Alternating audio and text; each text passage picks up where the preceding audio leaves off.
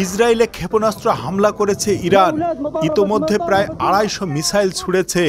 ইসরায়েলের বিভিন্ন স্থান তছনছ করে দিয়েছে।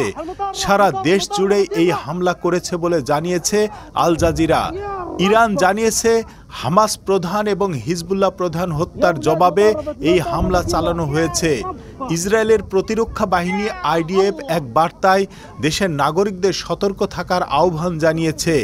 একই সঙ্গে স্থানীয় সেনা কমান্ডের নির্দেশনা অনুসরণ করতে বলা হয়েছে। সাইরেন শুনলে আপনাকে অবশ্যই একটি সুরক্ষিত এলাকায় যেতে হবে এবং পরবর্তী নির্দেশনা না দেওয়া পর্যন্ত সেখানে থাকতে হবে বলা হয়েছে বার্তায়। এর আগেই লেবাননে ইসরায়েলের বোমা হামলায় ইরান সমর্থিত সশস্ত্র গোষ্ঠী হিজবুল্লাহর প্রধান হাসান নাসরুল্লাহ নিহত হবার পর এর বদলা নেওয়ার ঘোষণা দিয়েছিল তেহরান। আইআরজিসি নিশ্চিত করেছে তারা ইসরায়েল অভিমুখে অসংখ্য ক্ষেপণাস্ত্র ছুড়েছে। ইরানের রক্ষী বাহিনী হুমকি দিয়ে জানিয়েছে ইসরায়েল এই হামলার পাল্টা জবাব দেওয়ার চেষ্টা করলে তারা আবারও হামলা চালাবে।